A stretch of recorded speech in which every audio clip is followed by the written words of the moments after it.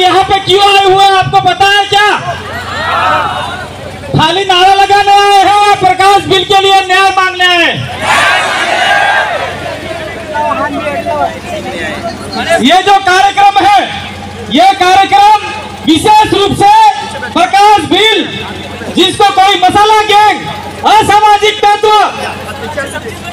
ने उनके पैर काट दिए थे और प्रशासन ने उनके खिलाफ में कोई उचित कार्रवाई नहीं किया, और आज सुबह अखबार में आया कि उनको जेसी करके जेल में डाल दिया है। इतने दिन क्या कर रहे थे भाई? इतने दिन कहाँ थे?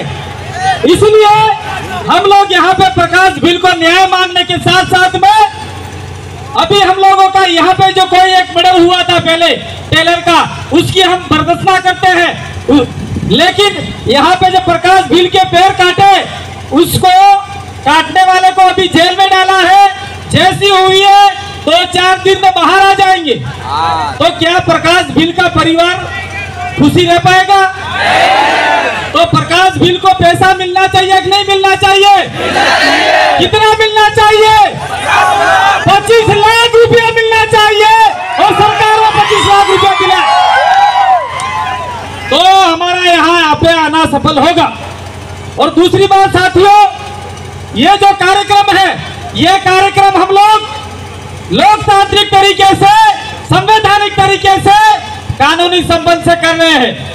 हमने प्रशासन को नोटिस में डाला था कि हम लोग ज्ञापन देंगे, लेकिन मुझे बार बार भी कॉल आया था कि भाई आप 5 लोग आके ज्ञापन दे दो। मैंने कहा 5 लोग वाला जमाना गया, अब पूरा आदिवासी परिवार जाग चुका है। इसलिए कितने लोग आएंगे मुझे पता नहीं, वो उदयपुर यूनिट तय करेगी। तो मैंने उनको आंकड़ा बताया था, 500 से ऊपर लोग होंगे, 1000 होंगे, 2000 होंगे, या फिर 50,000 होंगे, मुझे पता नहीं। क्योंकि आपको पता ही है 17 जुलाई को हमने मानगढ़ पे आह्वान किया था।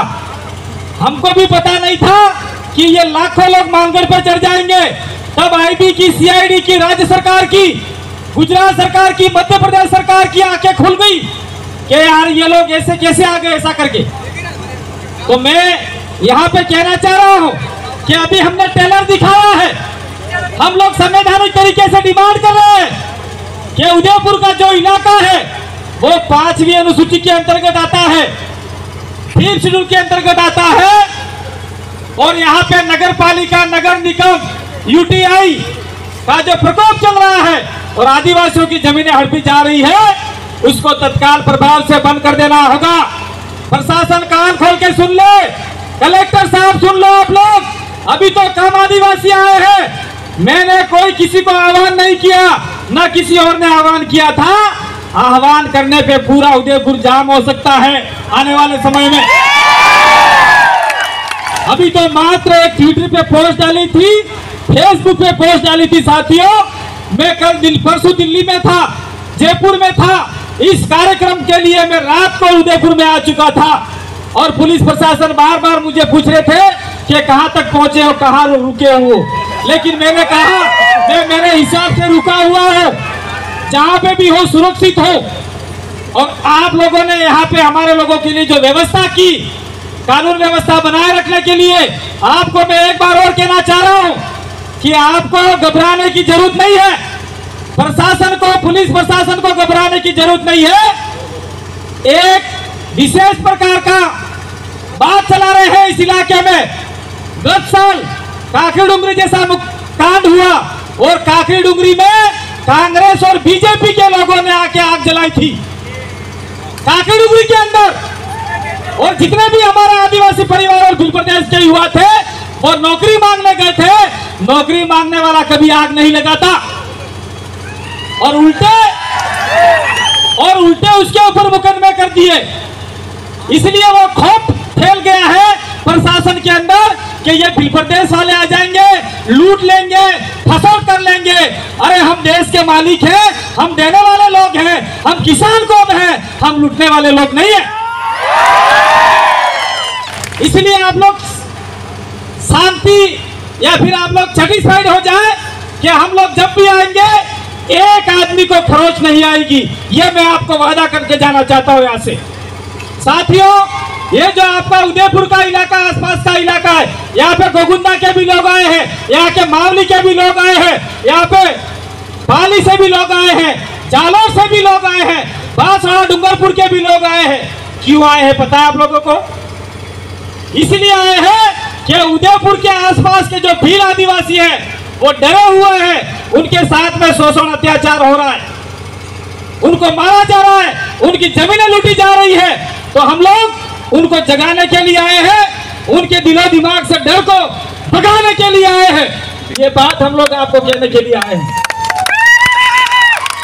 अरे वो माइक देन भाई, ये आवाज खा रहा है।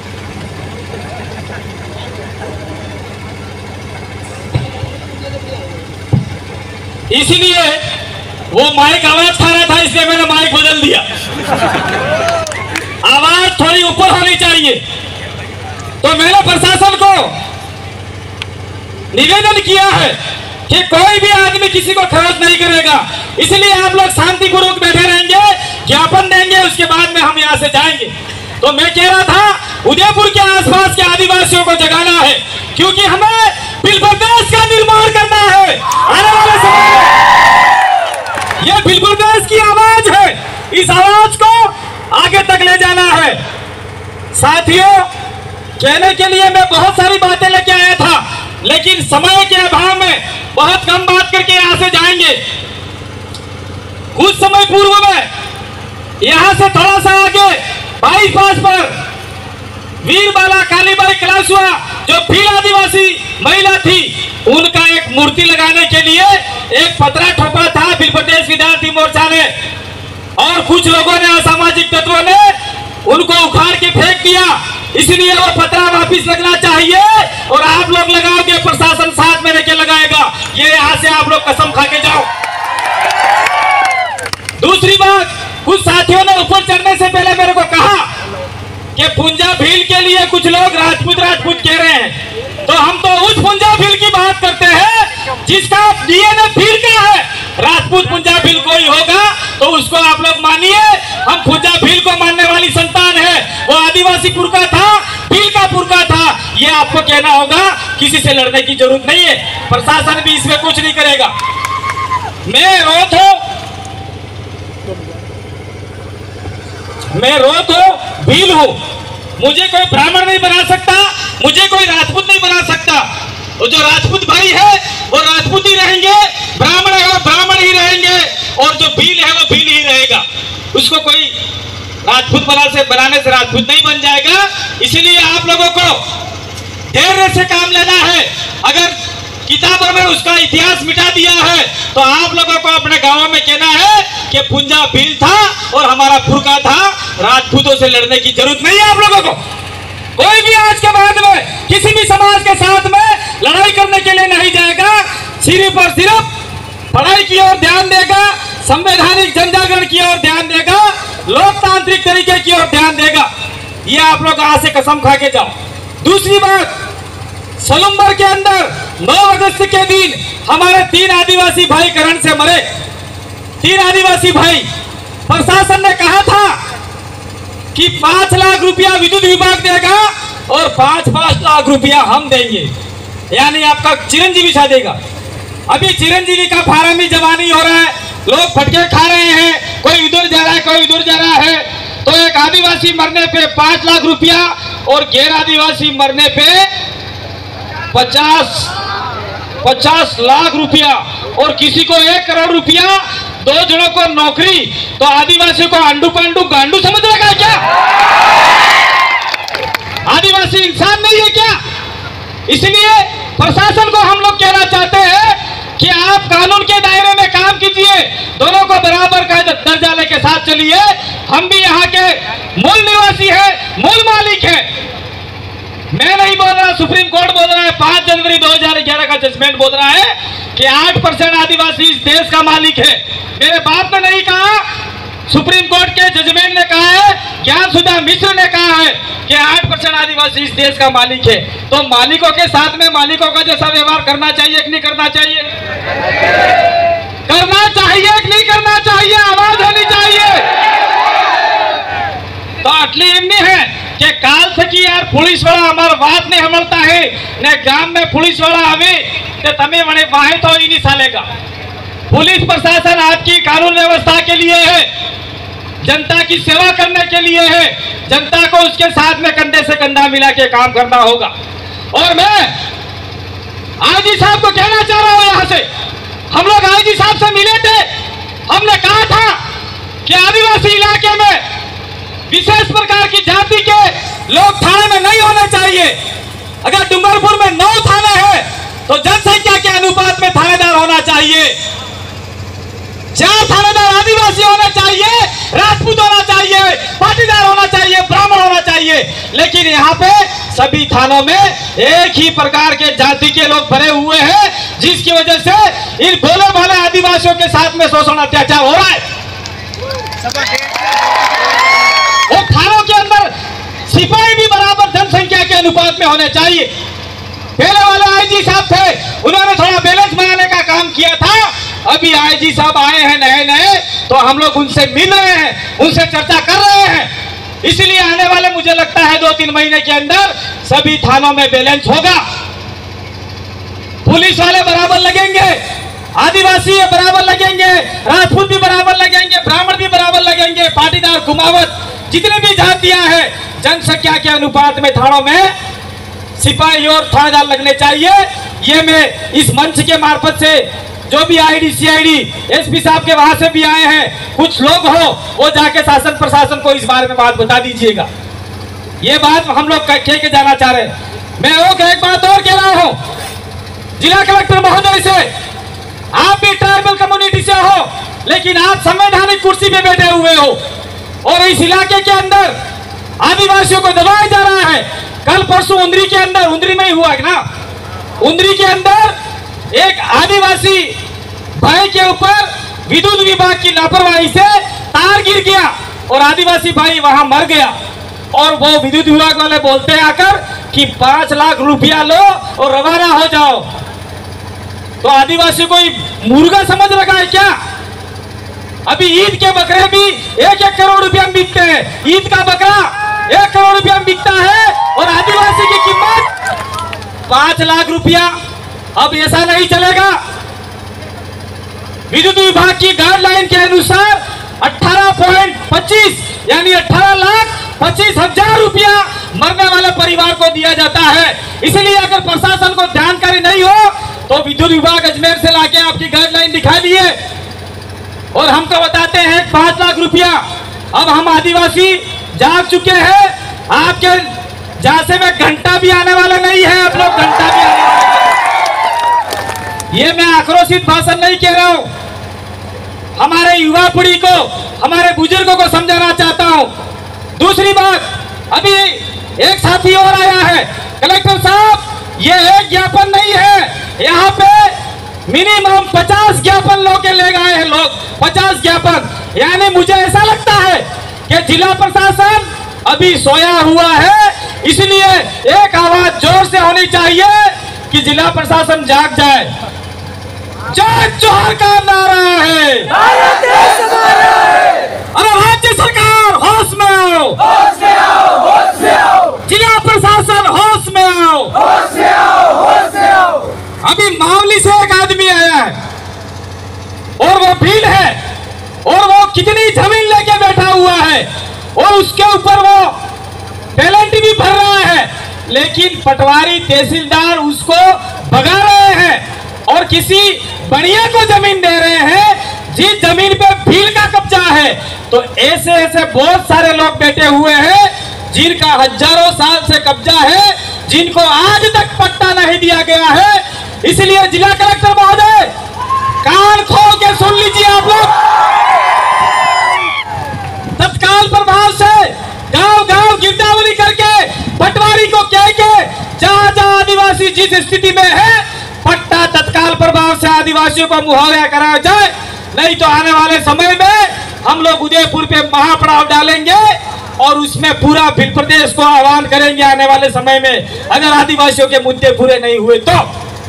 दूसरी बात, यहाँ पे एक भाई और ज्ञापन लेके आया है, गिरवा का है, वहां पे आदिवासियों का जमीनी पट्टा है, कॉपी नकल है, उसमें लिखा हुआ है शमशान घाट की जमीन। એટલે આપણે મહાન है वहां पहले लोगों को दफनाते थे, जलाते थे, और उसी जमीन के ऊपर एक बनिए ने और कब्जा कर लिया है।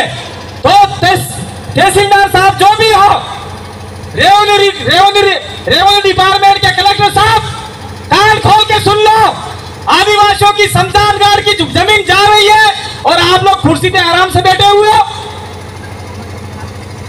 अगर वो जमीन चली गई तो मैं गिरवा के साथियों को कहना चाह रहा हूं, आप लोग देश बोरी लेके आओ और कलेक्ट्री के सामने चलो।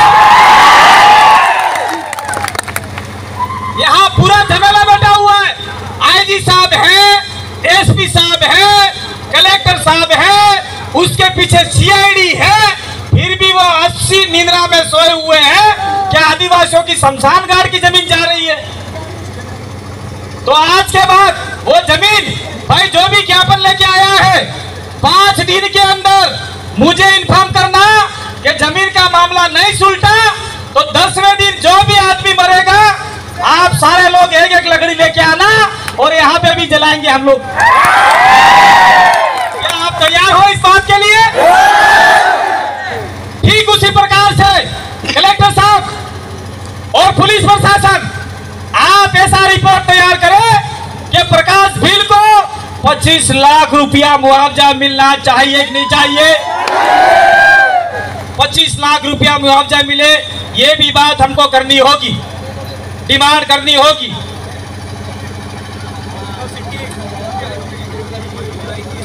और बात सुनो, कौन सा भाई,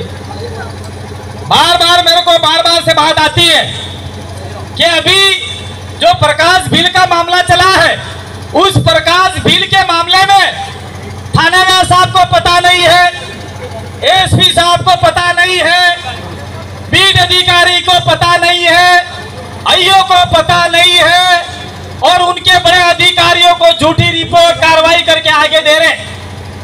जो मसाला गैंग का मुख्य लीडर था, तलवार मारने वाला था, वो आज भी तलवार लेके घूम रहा है, उसको गिरफ्तार नहीं किया है और उसके सहयोगियों को गिरफ्तार किया है। तो हमारी डिमांड यह है कि तत्काल प्रभाव से वो आदमी गिरफ्तार होने चाहिए। मैं पुलिस प्रशासन को निवेदन करना चाहता हूं, कहना चाहता हूं कि हम लोग ये जितने भी हमारा खुद का किराया करके आए हैं, आपसे निवेदन करने के लिए आए हैं कि आने वाले समय में अपराध की संख्या नहीं बढ़े, कोई गरीब आदमी नहीं मारा जाए, पैर कट गए हैं, उसका परिवार का भरण पोषण कैसे होगा? तो आने वाले समय में अगर मुख्य आरोपी भागता फिरेगा तो आरोपियों के हौसले बुलंद होंगे। और आपका एक अध्यय है, आम जन में विश्वास, अपराधियों में डर, लेकिन मुझे ऐसा लगता है कि अपराधियों में विश्वास और आम जन में डर उल्टा हो गया। तो जो अध्यय है उसकी सुरक्षा कीजिए, कानून की सुरक्षा कीजिए, और ये जो लोग बैठे हुए हैं उनकी मूल भावना के अनुरूप आप लोग काम कीजिए। ये हम लोग निवेदन करने के लिए आए हैं, कोई आक्रोश करने के लिए या आपको भला बुरा करने के लिए नहीं आए हैं। दूसरी बात, ये क्या था भाई, एक मामला और देखो, जैसे जैसे बैठे खड़े होते वैसे मामला आता है। सलुम्बर के अंदर स्कूल चालू, स्कूल में, सरकारी स्कूल में, करावली स्कूल में बच्चे पढ़ाई कर रहे हैं और वहां अधिकतम आदिवासी के बच्चे हैं, दलित के बच्चे हैं, गरीब स्वर्ण के बच्चे सरकारी स्कूल में जा रहे हैं और उनको करंट लग चुका है, वो बेहोश हो गए, मरने के कगार पे थे। तो शिक्षा विभाग भी कहाँ सोया हुआ है, और यहाँ पे कोई आदमी आया हो, आईडीसीआई भी आई हो, तो मेरी एक सीढ़ी ले जाके ट्राइबल कमिश्नर को जाके बताना, सुनाना, यहाँ पे कुर्सी आराम करने के लिए नहीं दी है। आदिवासी इलाके में जाके आप लोग चेक करो कि आपका करोड़ रुपया आ रहा है आदिवासियों के विकास के लिए, कम से कम इस स्कूल में तो लाइट ठीक करो, जहाँ देश का भविष्य सुधर रहा है, देश के भविष्य का निर्माण हो रहा है, वो भी आप नहीं कर सकते। हम लोग किसी सरकार के विरोधी नहीं है, किसी मंत्री संतरी के विरोधी नहीं है, किसी अधिकारी के विरोधी नहीं है। हम चाहते हैं कि संविधान के अनुरूप, कानून के अनुरूप सबको समानता का अधिकार हो, लेकिन मुझे नहीं लगता कि सबको समानता का अधिकार है। यहाँ जो गरीब है उनको मारा जा रहा है, उनको पीटा जा रहा है, लहरी बाई को मारा जा रहा है, लहरी बाई को पीटा जा रहा है, यहाँ पे भिलड़ आदिवासियों को मारा जा रहा है। कुछ बड़े बड़े पूंजीपति लोगों ने सारी जमीन हड़पने का काम किया है और हाईवे के आसपास सारी जमीनें कब्जा कर रहे हैं और प्रशासन सो रहा है और आदिवासी अब जाग चुका है और आने वाले के भविष्य के लिए खतरा बन चुका है। अगर संवैधानिक तरीके से काम नहीं होगा तो ये पूरे भील प्रदेश का कारवां उठेगा और जहां जहां पे अवैध कब्जा है प्रशासन उसको नहीं हटा सकता, तो हम लोग हटाने के लिए तैयार है कि नहीं है ये बताओ। जरा हाथ खड़ा करो, ताकत दिखाओ। भाई कोई भी पत्रकार आया हो जरा हाथ खड़ा करना, वापिस फोड़ो खींच पत्रकार। ये बोल देना कि अवैध कब्जा हटाने के लिए भील प्रदेश आगे आ चुका है। प्रशासन सोया तो क्या करेंगे? हम भी इस देश के मूल मालिक हैं और भारत के नागरिक हैं और भारत के संविधान में हमको भी दर्जा दे रखा है कि हम भारत के लोग भारत के संविधान के प्रति वफादार रहेंगे, कानून की रक्षा करेंगे, संविधान की रक्षा करेंगे। संविधान के रखवाले ही सोए हुए हैं तो संविधान को मानने वाले अब संविधान को हाथ में लेके काम करेंगे और उसकी पूजा करते हुए काम करेंगे। दूसरी बात, मैं एक बात और कहना चाह रहा हूं, बहुत सारे बूढ़े लोग आए हैं, ये अपने पैसों से आए हैं, खुद के पैसों से आए हैं। ये सरकार द्वारा पार्टियों द्वारा बिलाई हुई भीड़ नहीं है। ये चाहते हैं कि जिला प्रशासन हमारी तरफ देखो, हम मुसीबत में हैं, हमारी रक्षा करो। और अगर आपने रक्षा नहीं किया तो अंततः ये लोग मजबूर होके कुछ उल्टा सीधा काम कर लेंगे जिसकी जिम्मेदारी आपकी रहेगी। ये बात हम लोग आपको कहने के लिए आए हैं। दूसरी बात, एक मोस्ट बात मैं आपको कहना चाह रहा हूं कि आदिवासी परिवार और भील प्रदेश का काम हम लोग 2014 से कर रहे हैं और 2015 के अंदर आदिवासी परिवार का मेमोरेंडम बना। मानगढ़ धाम के ऊपर 4-5 राज्य के लोगों ने एक बैनर दिया, आदिवासी परिवार। और वो कोई राजनीतिक नहीं है, वो कोई धार्मिक नहीं है, वो कोई संगठन नहीं है, एक विचारधारा है। उस विचारधारा के तहत फाउंडर मेंबर मैं और भवनलाल जी परमार ने इस वीडियो को आप लोग बड़े तरीके से आप लोग रिकॉर्डिंग कीजिए। भवनलाल जी परमार और मैंने पूरे इलाके में काम किया और आदिवासियों को संवैधानिक तरीके से, सांस्कृतिक तरीके से, लोकतांत्रिक तरीके से जगाने का काम किया और वो वैचारिक गुरु बने और उन्होंने इस इलाके में बेकार काम के काम हो रहे हैं। जैसे जुलाई महीना चालू होता है ठीक उसके बाद में दशा माता का व्रत चालू हो जाता है। तो आज से 10 साल पहले कोई दशा माता जानता था क्या? मुझे बताओ। प्रशासन भी इस चीज को रिकॉर्ड करे। 10 साल पहले आदिवासी इलाके में कोई दशा माता फसा माता नहीं थी। एक दशा माता थी, होली के 10 दिन बाद हम लोग नए धन धान की पूजा करते थे और उसके लड्डू बनाते थे और पीपल की पूजा करके उसके जो सोल खाल थी उसको लाके हमारे कमले कोटियों में डालते थे। वो दशा माता हमारे अंदर थी। लेकिन 10 साल के अंदर अंदर गुजरात से एक प्रकार का प्रकोप आया और आदिवासी इलाके में आने के बाद में घर के अंदर तेल नहीं है खाने का और वो ऊंट वाली माता को बिठाकर 10 दिन तक दीपक जलाते हैं और 10 दिन तक छोटी छोटी बच्चियां ये करती है, स्कूल नहीं जाती है, रात भर जागती है और कुछ लड़के भी जागते हैं। फिर माता चढ़ती है, तलवार से गर्दन काट देती है छोटी छोटी बच्चियों की। डूंगरपुर की घटना है। इतना अंधविश्वास फैल चुका है आदिवासी इलाके में, जिसको रोकने का काम प्रशासन का होना चाहिए था। वो बीड़ा आदिवासी परिवार ने उठाया, हमने उठाया और राजसमंद के जयसमंद झील के नीचे कंवर जी ने एक भाषण दिया था। वो भाषण क्या था कि हमारी छोटी छोटी बच्चियां स्कूल नहीं जाकर सोमवार के दिन, दशा माता के दिन स्कूल नहीं जाती है, पढ़ती नहीं है, मंदिर में जाती है, विभिन्न प्रकार के कर्म कांड करती है। और अखबारों में हम देखते हैं कि विभिन्न बड़े बड़े मंदिरों के अंदर पंडितों ने महिलाओं के साथ में बहुत बड़े बलात्कार किए हैं। मैं नहीं बोल रहा, देश का मीडिया बोल रहा है। तो भंवर जी ने यही बात की 3 साल पहले, और आज पार्टी विशेष के लोगों ने भंवर जी के विरोध में ज्ञापन देकर उनके खिलाफ में मुकदमा दर्ज किया। तो हमने ज्ञापन भी दिया है और 29 तारीख का मैं आप लोगों को कह रहा हूं, 29 तारीख को भील प्रदेश महिला मोर्चा के तत्वाधान में डूंगरपुर के अंदर बहुत बड़ा कार्यक्रम रखा है। तो आप लोगों को हजारों की संख्या में आना है और हम लोग वहां पे 2 लाख लोग इकट्ठा होंगे, जिसका नेतृत्व महिला करेगी। तो क्या आप लोग 29 तारीख को डूंगरपुर की ओर कूच करेंगे?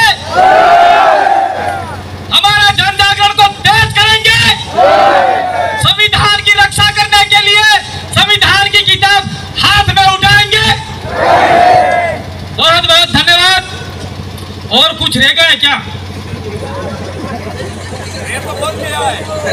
दूसरी बात, कुछ बात और मैं और प्रशासन को खड़ा रखना नहीं चाहता हूं। मैं बात कर रहा था, जुलाई महीना से 10 दिन तो दशा माता, उसके बाद में 14 दिन गणपति, उसके बाद में 9 दिन नवरात्रि, इसी बीच में बोल मारी अम्बे जय जय अम्बे, फिर अपना ये जो आपका रामदेव जी।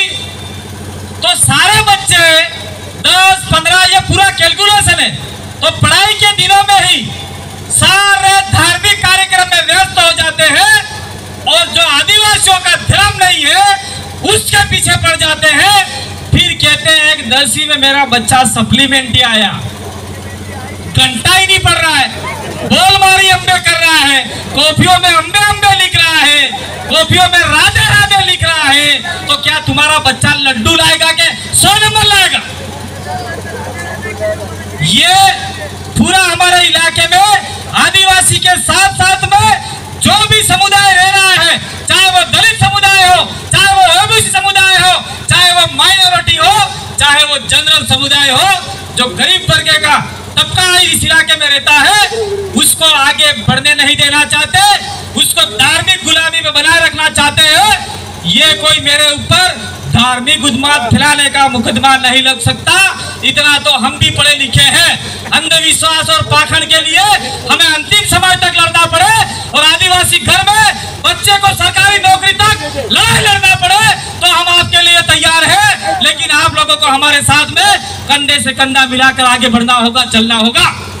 तो क्या हमारे साथ में, हमारी विचारधारा के साथ में, हमारे समाज के बच्चों को नौकरी दिलाने के लिए आप लोग तैयार हो? अंधविश्वास और पाखंडवाद को अपने गांव से, गांव खेड़ा से बाहर निकालने के लिए तैयार हो? बहुत बहुत धन्यवाद। प्रशासन इस बात का ध्यान रखे। और दूसरी बात मैं कहना चाह रहा हूं कि इस इलाके में बेकार काम के आईजी साहब को मैं वापिस याद दिलाना चाहता हूं। 5वीं अनुसूचित क्षेत्र में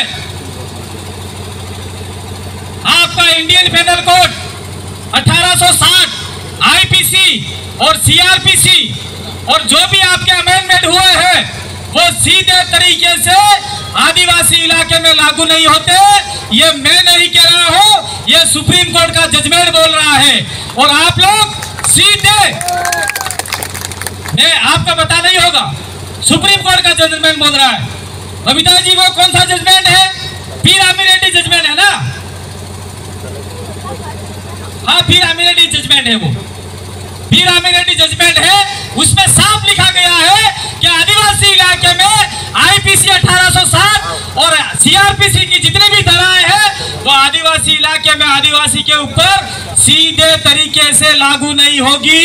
यहाँ की टीएसी है, ट्राइबल एडवाइजरी काउंसिल है, वो राज्यपाल को लिखेगी, राज्यपाल गजट नोटिफिकेशन जारी करेगा कि कितनी कितनी धाराएं लागू होगी और कौन से एक्ट में आदिवासियों के प्रति एक्शन लिया जा सकता है। तो हमने पहले कहा था, आज से 5 साल पहले डूंगरपुर के एक एसपी साहब आए थे, जैन साहब, उन्होंने एक अभियान चलाया था और हर थाने के बाहर एक बोर्ड लगाया था कि ये धारा के तहत कोई मुकदमा दर्ज नहीं किया जाएगा और उसी के ये मुकदमा आपकी ग्राम सभा ही तय करेगी।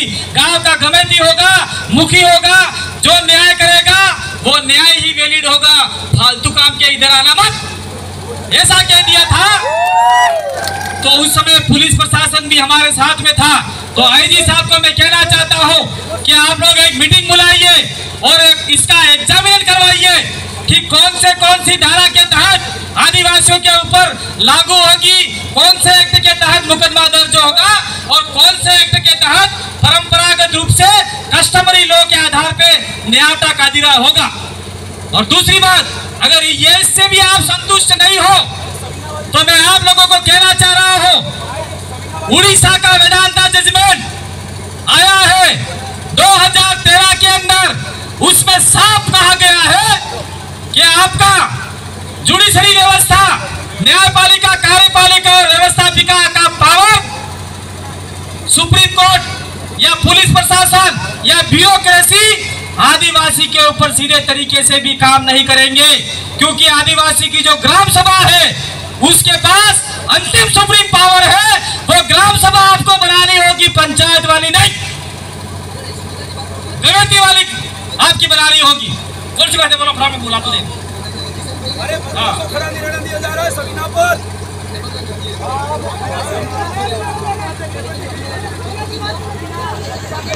जैसे वो बुजुर्ग बैठे हैं, कोई गोगुंदा से आ रहा है, कोई चावल से आ रहा है, कोई फलासिया से आ रहा है, कोई मावली से आ रहा है, कोई कपासन से आ रहा है, कोई वल्लभ नगर से आ रहा है, तो कोई टीडी से आ रहा है, कोई प्रसाद से आ रहा है, कोई सलम्बर से आ रहा है। वो डूंगर आपके उदयपुर में आ रहे हैं, रोजगार की तलाश में आ रहे हैं, मजदूरी करने आ रहे हैं। तो वहां पर जहां पे आपका मजदूरी का जो क्या बोलते हैं उसको चौराया नाका लगता है, वहां पे मजदूरों को खड़े रहने नहीं दिया जाता, उसको भगाया जा रहा है, गाली गलौज करते हैं। अगर आज के बाद में प्रशासन ने ध्यान नहीं दिया, ज्ञापन दिया है इन लोगों ने, इसका तत्काल प्रभाव से वहां पर सवेरे 8 बजते ही पुलिस की व्यवस्था की जाए और इन गरीबों की सहायता की जाए। और अगर इन गरीबों ने, मजदूरों ने 1 दिन 2 दिन 4 दिन स्ट्राइक कर दिया तो आपकी बिल्डिंग जितनी आधी अधूरी है वो भी खच जाएगी, गिर जाएगी। देखो, कहने की बहुत सारी बातें जैसे जैसे खड़े होंगे वैसी वैसी बातें और ज्यादा आएगी। प्रशासन भी हो रहा है परेशान, ये लोग धूप में बैठे हैं, कोई बीमार हो जाएगा। तो इसीलिए मैंने एक बात बताई थी मानगढ़ के ऊपर, यहाँ पे भी बता रहा हूँ, जो हमारे साथ में जुड़ना चाहता है, नहीं जुड़ रहा है, उसके लिए मैंने एक नारा दिया है। क्या दिया है सुनिए, जब तक जोड़ेंगे नहीं तब तक छोड़ेंगे नहीं। दूसरा नारा दिया है, जो आदमी, जो व्यक्ति हमारा आदिवासी होकर किसी और के तलवे चाट रहा है, जिसने आदिवासी की मां के पेट से जन्म लिया है और रात दिन हमारे समाज को बदनाम कर रहा है, उसके लिए मारना पीटना नहीं है, उसको जोड़ने के लिए मैंने बोला है, मतलब जोड़ना है। जो जब तक तोड़ेंगे नहीं तब तक छोड़ेंगे नहीं।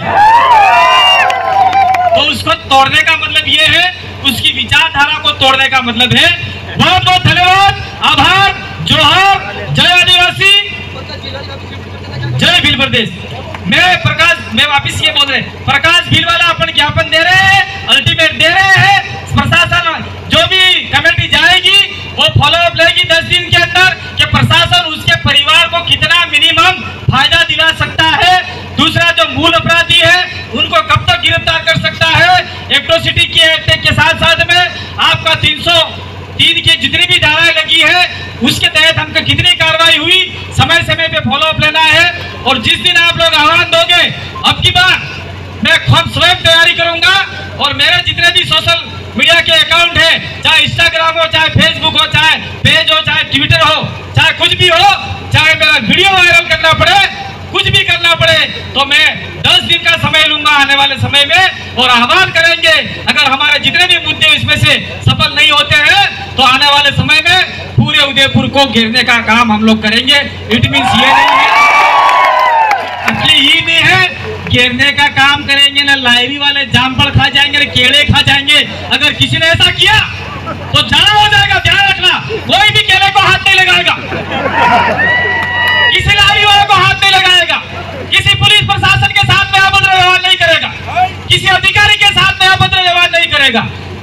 मैं पुलिस प्रशासन को भी कह के जाना चाह रहा हूँ, अगर हमारे लोगों को हमने अनुशासन सिखाया और आप डंडे पे मारना डंडे मारते गए तो ये लोग भी फिर चुप नहीं बैठेंगे, इनके ऊपर जो भी होगा वो भी आपके सामने हो जाएगी, फिर हम लोग कुछ नहीं कर पाएंगे। मैं सिर्फ ये एक आपको बताने के लिए कर रहा हूँ, ऐसा कुछ करना नहीं हो, ऐसा नहीं करना है। बहुत बहुत धन्यवाद, आभार, जोहार। बहुत बहुत धन्यवाद भील प्रदेश की आवाज दादा को। अब इसी के साथ बहुत ही कम समय रहा है, 2 साथी बच गए हैं, वो 2-2 मिनट के लिए उनको समय दिया जाएगा। विकास मीणा सलूंबर से मेरी आवाज विकास मीणा सुन रहे हैं तो यहाँ पर आ जाए सलूंबर से।